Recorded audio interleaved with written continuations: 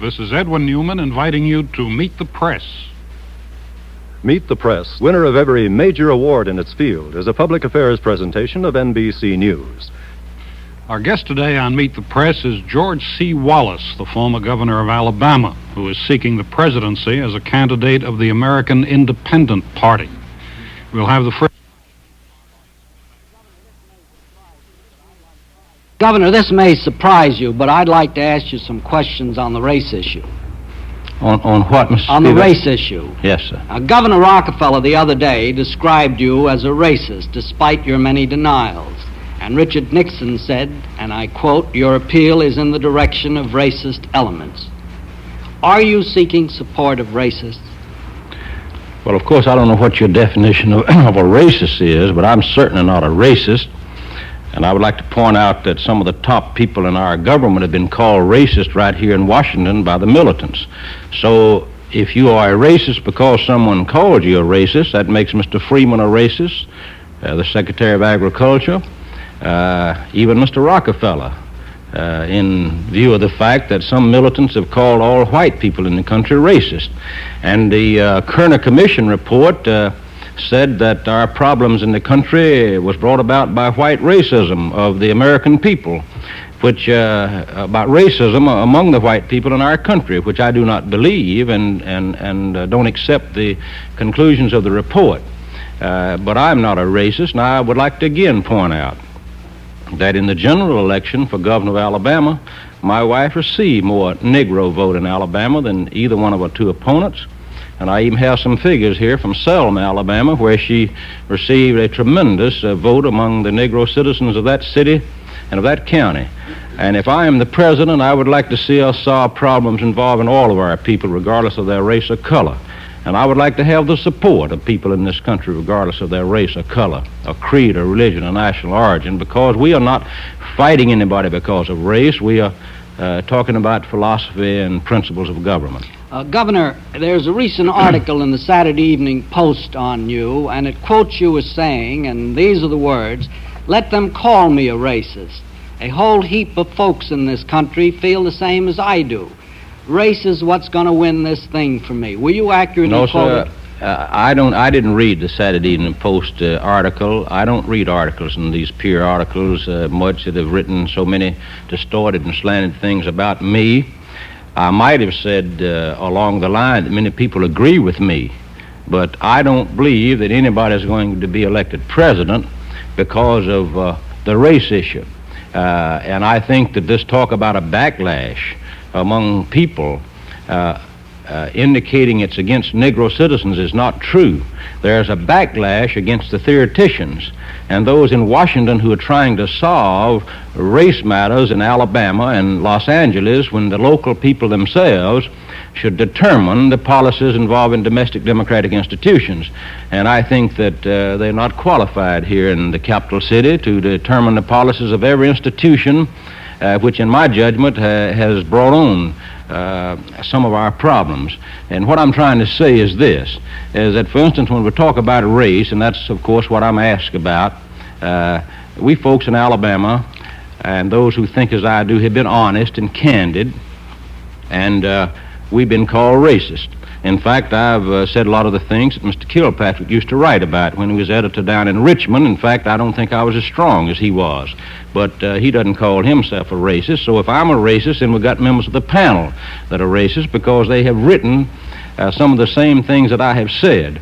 But when we have 6 members of 535 congressmen of the Congress who send their children to the public schools in Washington, and then stand up on the floor of the Congress and talk about the people of Alabama and her school system, I think hypocrisy, lack of candor, and bad faith has hurt race relations in the country, and I'm going to be candid and honest about these matters. Well, Governor, just as you've denied being a racist here today, you've denied it on many occasions as you've gone across the country. Yes, sir. And people have questioned you about it. Yes, sir. Now, there is no question, however, that you have made some statements in favor of segregation. Do you think it is possible to be a segregationist and not be called a racist? Mr. Spivak, since this question has come up now every time I've been on the panel, I'm going to have to answer it a little bit in depth.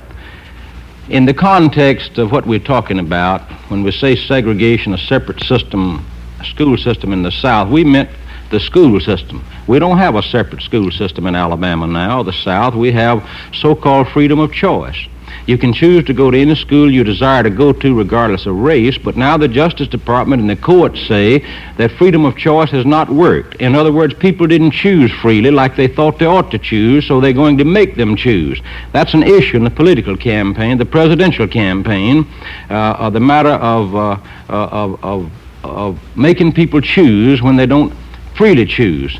But I would again like to dispose of it and say that I'm not a racist, and I don't intend to make any statement that reflects on anybody because of race or color. I never have, and so I think that ought to dispose of it. But now let me say this. Many people think the idea of separate school system in the South meant separation of the races. There's been more mingling, association, and togetherness among the people of opposite races in our part of the country than exist in places throughout the entire world. And so we're not talking about separation of the races. We're talking about local democratic institutions. Thank you, gentlemen. Please remember, questions of the panel members do not necessarily reflect their own point of view. Here is our moderator, Edwin Newman. Resuming our interview on Meet the Press, our guest today is the former governor of Alabama, George C. Wallace, who's seeking the presidency on a third-party ticket. You've just met Lawrence Spivak.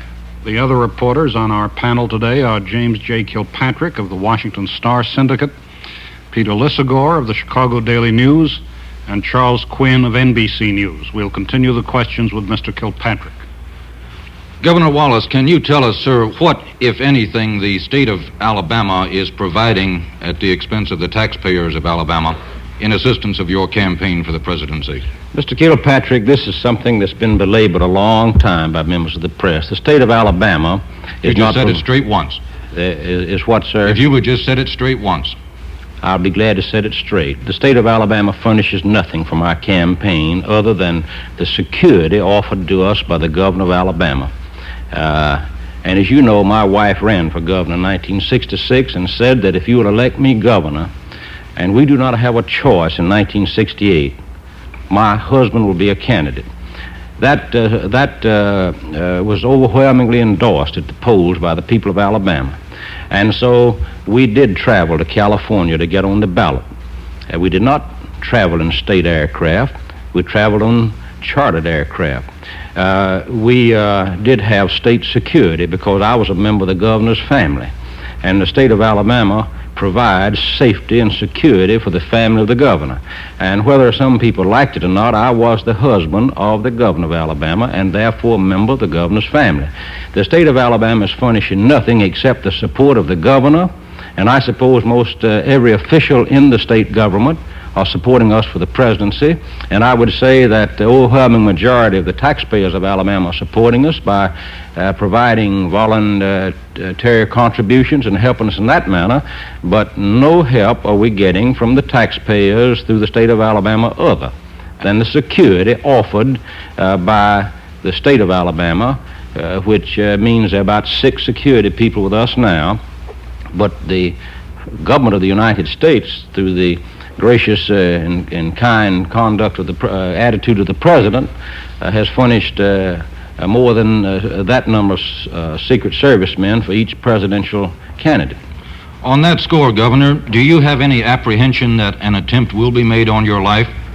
Well, of course, we've had threats, Mr. Kilpatrick, as all public figures have experienced this, and I think the climate in our country of those in the top echelons of our government kowtowing to those who have openly and willfully violated the law has made it, of course, unsafe for political candidates and unsafe for the average citizen to walk the streets of the large cities of our nation and in the parks. And when I become the president, I'm going to give my moral support to the police and firemen in the country. I'm going to ask the Congress to change some of the decisions of the court that have handcuffed the police, and I'm going to insist that law and order prevail in Washington, D.C. if I have to keep troops stationed every 5 feet apart in this city. I think that's the number one issue, or one of the number one issues facing the American people, is this unsafety on the streets of our large cities especially, for not only political candidates, but for the citizen who goes about.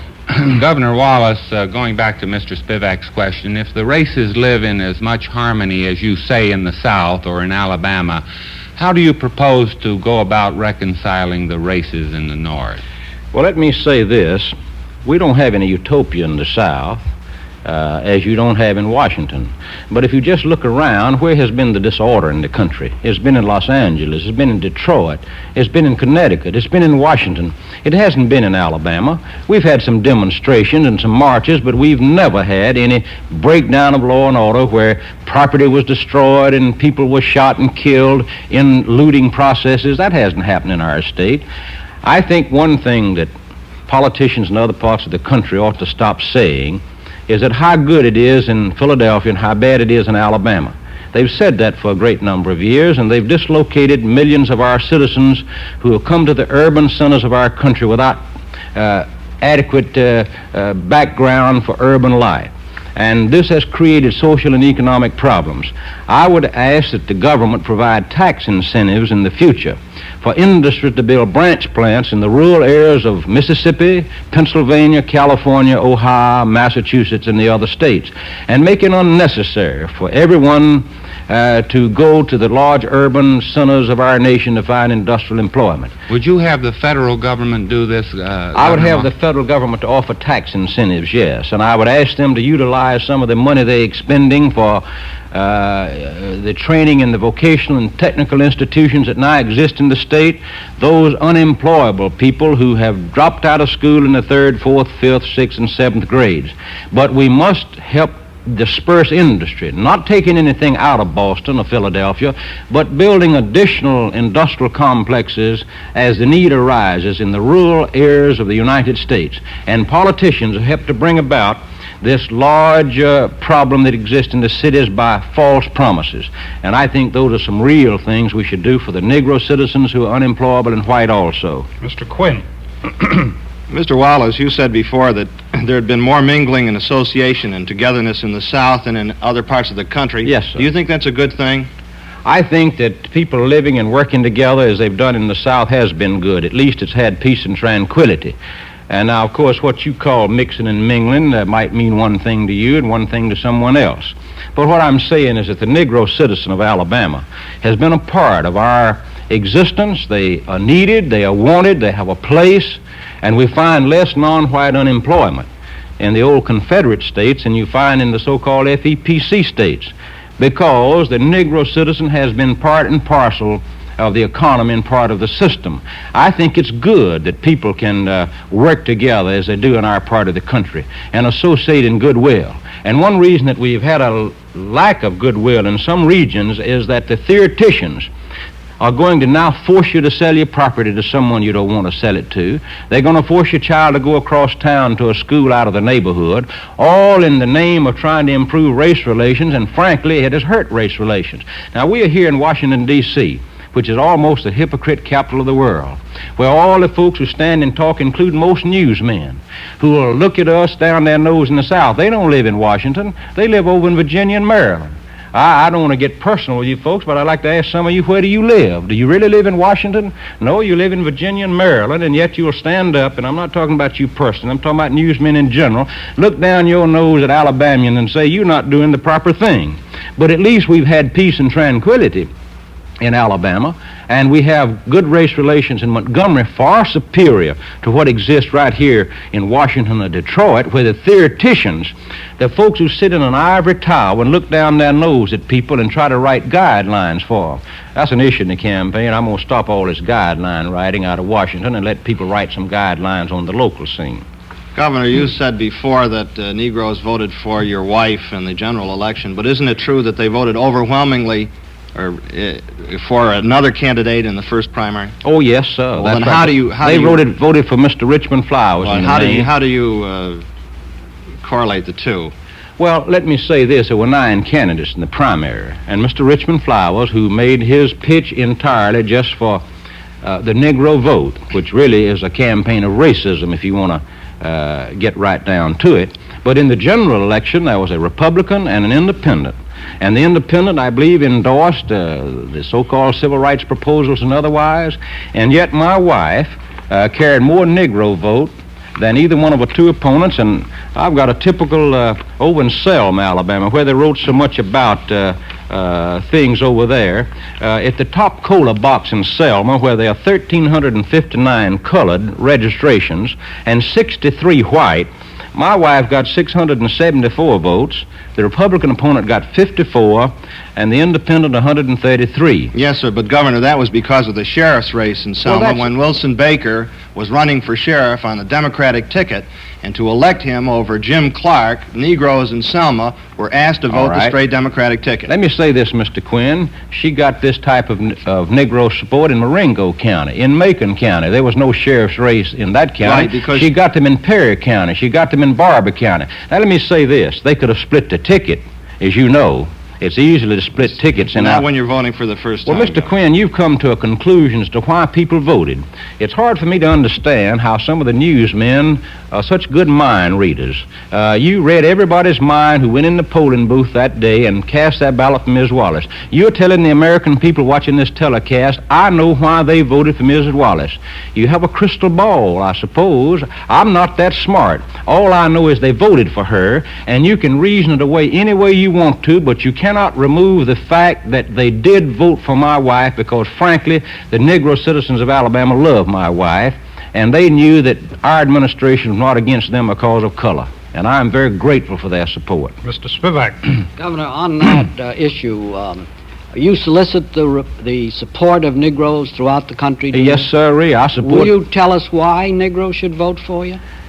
Well, of course, if they believe the things that have been said about us, I can understand their reluctance to vote for us, but we did have Negro citizens working for us in California to get us on the ballot. We had them in Texas. I don't say in great numbers, but there was even a story in one of the papers in Texas about it. If Negro citizens understand what we are talking about and can get an objective viewpoint of the people of my region and also my viewpoint, I believe that I will get Negro support in the country. And I would like to have the support of any citizen who believes in maintaining the property ownership system, the free enterprise system, and who wants to return control of domestic institutions back to the people. This business of Washington paying hundreds of millions of dollars to check on every institution in California and Alabama is costing the taxpayers money, and it's overlapping what local officials have been elected to do, and people back in Selma and Alabama of both races can better decide what's best for them than can those here in Washington. Governor, why do you think it would be good for the Negro if you are elected president? Because when I sit down and talk with a Negro citizen, as some have said, we would believe what Governor Wallace says. We don't believe these liberal hypocrites who talk one way in the Congress and wind up fleeing across the Potomac River to live over in Maryland and Virginia. And I know you got one county across the line over there where everybody is so liberal sounding when I go over that way, most of them, and yet they left Washington because, in my judgment, there were Negroes here. I don't know of any white in my little county of Barber that has 50% Negro and 50% white that have ever left the county because half the population was Negro.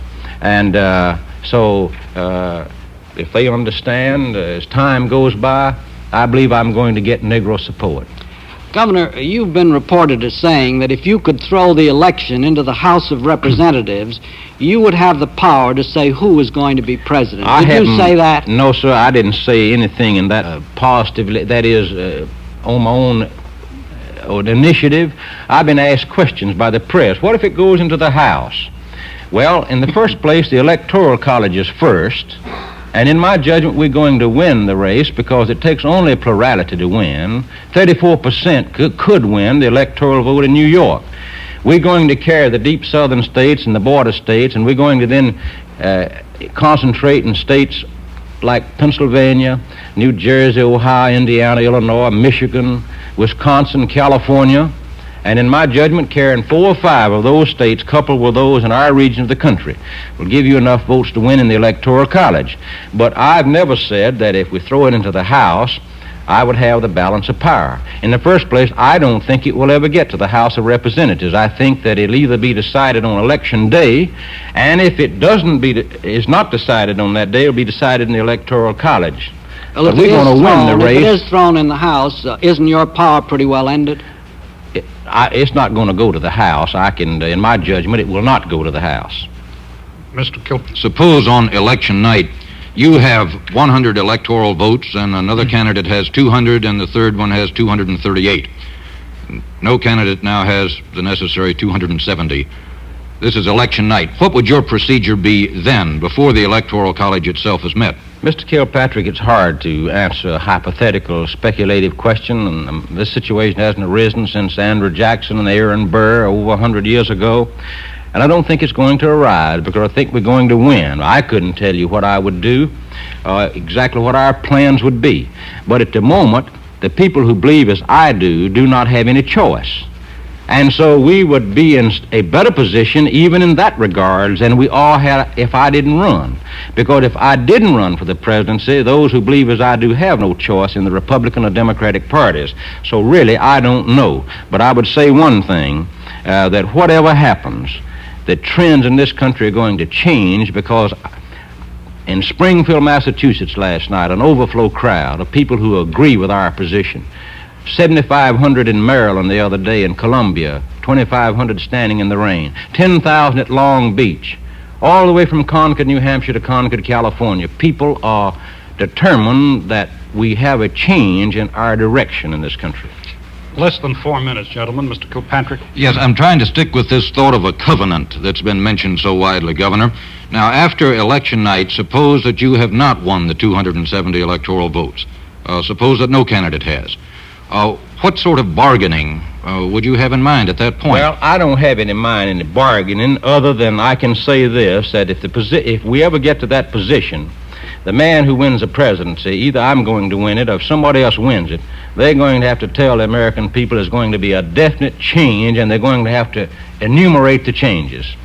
Mr. Lissagore. They're going to have to turn back local institutions to the state, for one thing. They're going to have to cut out foreign aid to the enemies of our country. They're going to have to stop this academic freedom talk that allows people to call for communist victory in the country.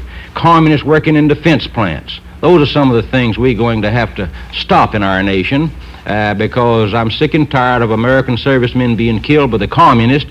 On the one hand, we let them raise money, blood, and clothes in this country and call for their victory, and they print it all over the free world and the communist world, which boosts the morale of the communists.